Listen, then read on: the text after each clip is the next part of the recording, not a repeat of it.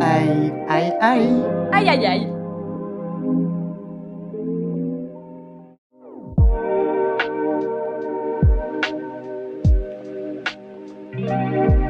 Aïe, aïe, aïe. Aïe aïe aïe. Aïe aïe aïe.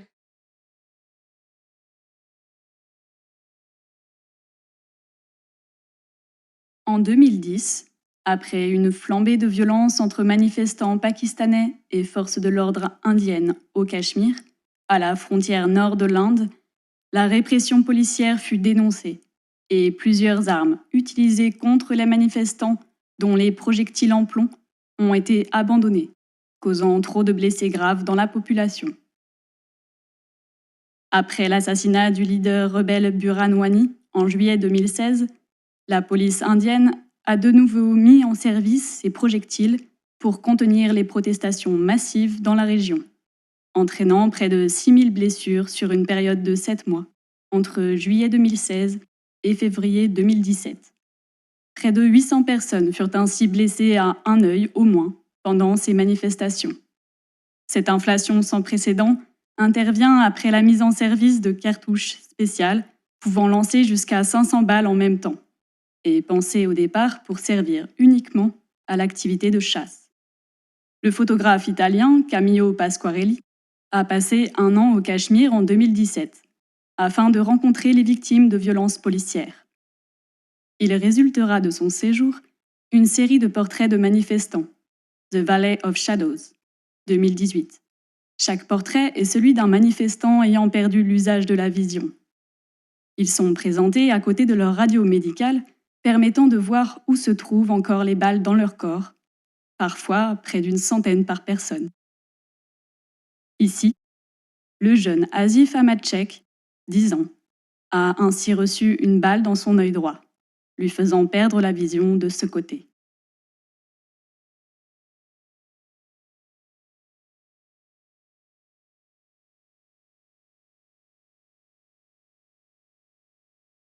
La période figurative de Mondrian, comprise entre 1897 et 1913 environ, n'est souvent perçue que comme un préalable à son style plus reconnu, une abstraction systématique, pensée sous forme de grille et de manière réaliste pour rendre au plus près une organisation, une sensation de la nature à l'œuvre.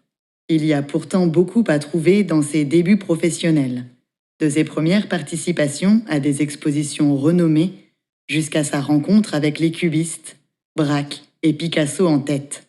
On y voit des natures mortes, le lièvre mort, 1891, des paysages, le moulin, 1911, mais aussi des portraits de femmes, comme Dévotion, 1908. Si ce dernier tableau présente sans phare toutes les influences du fauvisme chez Mondrian, venant de Flamenc ou de Tourop, il présente aussi un contact direct avec le monde intérieur de son modèle. Le tableau « Fleur de la Passion », pourtant démarré plus tôt, en 1901, reprend ce motif, mais en montrant cette fois une femme vue de face qui fait apparaître par la pensée des fleurs blanches au-dessus de ses épaules. Le modèle ferme les yeux.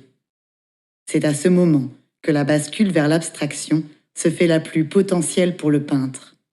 Il devient le traducteur des visions intimes de l'existence, de la vie elle-même, en opposition aux récits, rouages et regards oppressants des villes et de la foule. Cette abstraction rejoint aussi la pensée spirituelle de Mondrian, empreinte de théosophisme, théorisant le dépassement de la matière pour représenter l'esprit humain, à l'instar de la peintre suédoise Hilma af Klint, 1862-1944.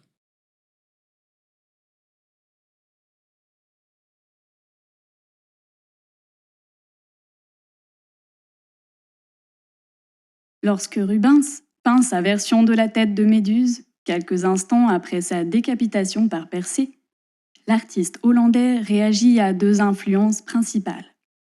Il prolonge ainsi d'un côté les 2 œuvres réalisées par Caravage en 1597 et 1598 et montées sur des boucliers de bois.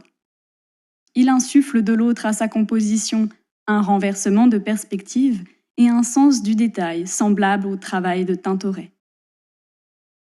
Méduse apparaît ainsi représentée comme une nature morte, avec tout ce qui s'agite autour d'elle, les serpents, les insectes, qui paraît plus important que son visage et ses yeux exorbités. On distingue facilement les cheveux de la gorgone, ce qui lui donne immédiatement un caractère plus humain, plus fragile aussi, que le portrait iconique de Caravage. Le mouvement des serpents signale que le danger ne s'est pas éloigné pour autant, avec la disparition de l'ennemi. Quelque chose d'autre se joue, peut advenir, et c'est ce sentiment menaçant qui porte l'atmosphère horrifique du tableau. Ovide, dans ses Métamorphoses, parle de Méduse comme l'une des plus belles filles du dieu marin Phorcos, le monstrueux, et de son épouse et sœur Céto. La libération des serpents engendre la naissance d'autres animaux dans le tableau très sombre de Rubens, où la lumière semble seulement émaner du visage de Méduse, ainsi que du linge ensanglanté qui se trouve juste à sa gauche. Il est ainsi facile d'imaginer la participation du peintre animalier Franz Schneider au travail de Rubens, le premier partageant le même atelier que le second à Anvers, renouvelant leur collaboration déjà à l'œuvre sur le tableau Philopoémène reconnu par ses hôtes en 1609-1610, où la lumière, elle aussi, émane des animaux morts, et en particulier d'un cygne blanc.